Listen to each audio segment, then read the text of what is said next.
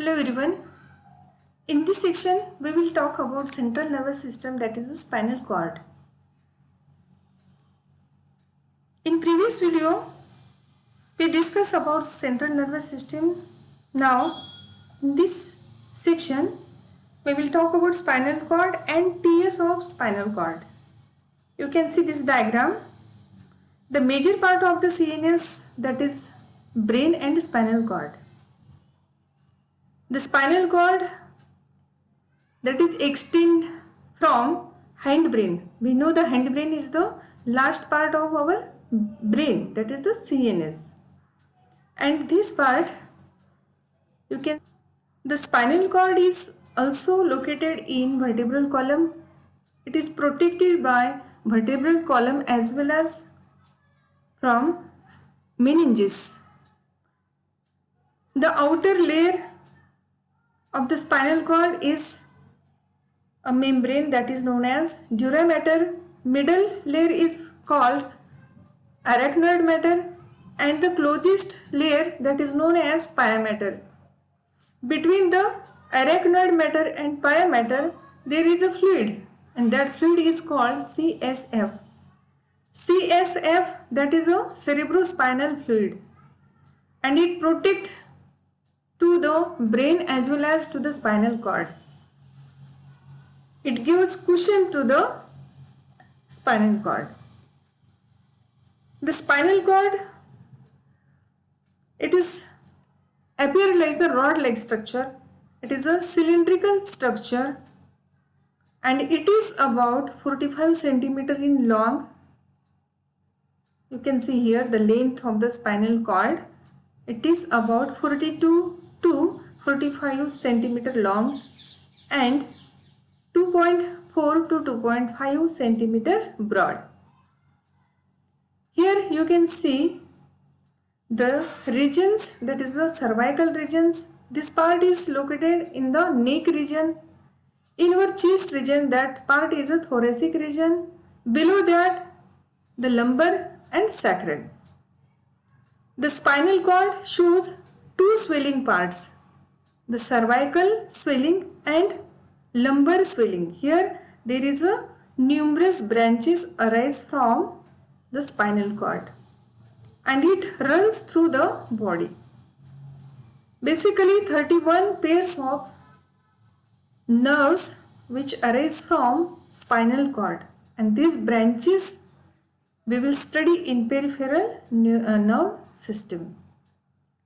So here in cervical region there is a C1 to C7 branches and which control to our different parts of the body. Here you can see the different parts which controls by the different branches of the spinal cord.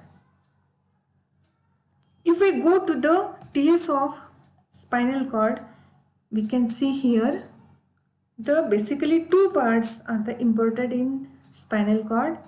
The TS of spinal cord shows two parts, gray matter and white matter. Gray matter is located inside the spinal cord and the outer side there is a white matter. And we know the gray matter is because of the numerous cytons of the nerve cell are present, and in the white matter there are axons.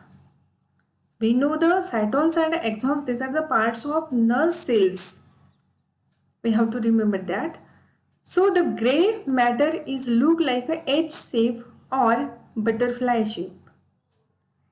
At the center there is a canal which is known as a central canal.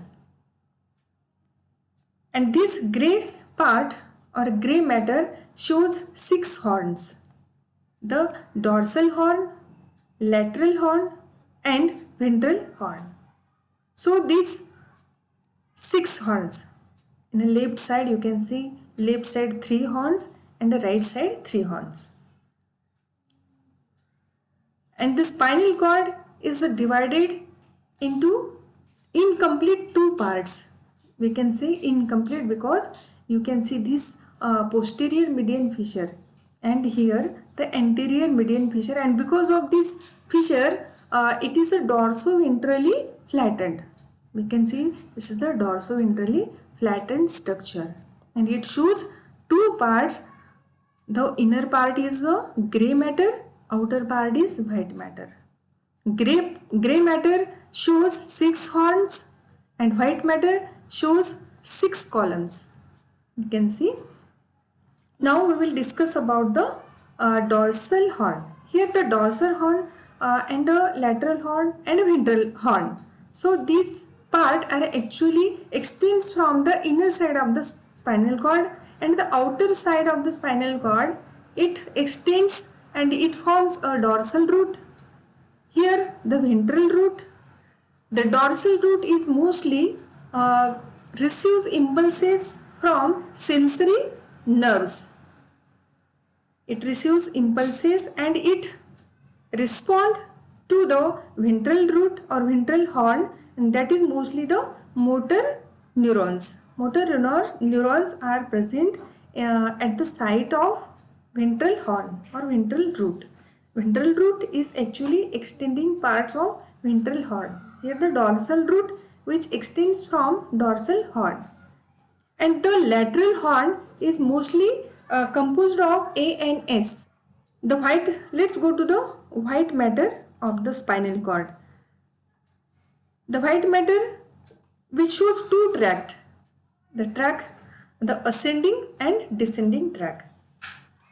Actually this play like a highway. We know the highway and this highway is for communication between brain and body.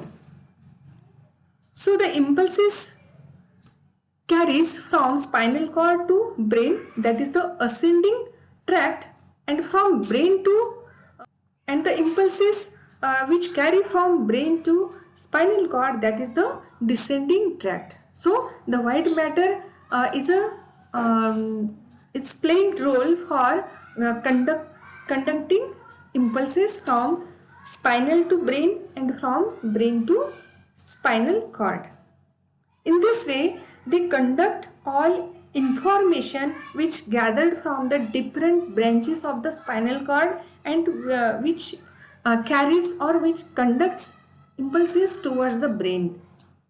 So mostly the sensory neurons and motor neurons play important role in the Now let's go to the function of spinal cord. Basically, the spinal cord is the main center for the most reflex actions. It provides pathway for conduction of sensory and motor impulse to and from the brain. It provides pathway for conduction of sensory and motor impulses to and from the brain.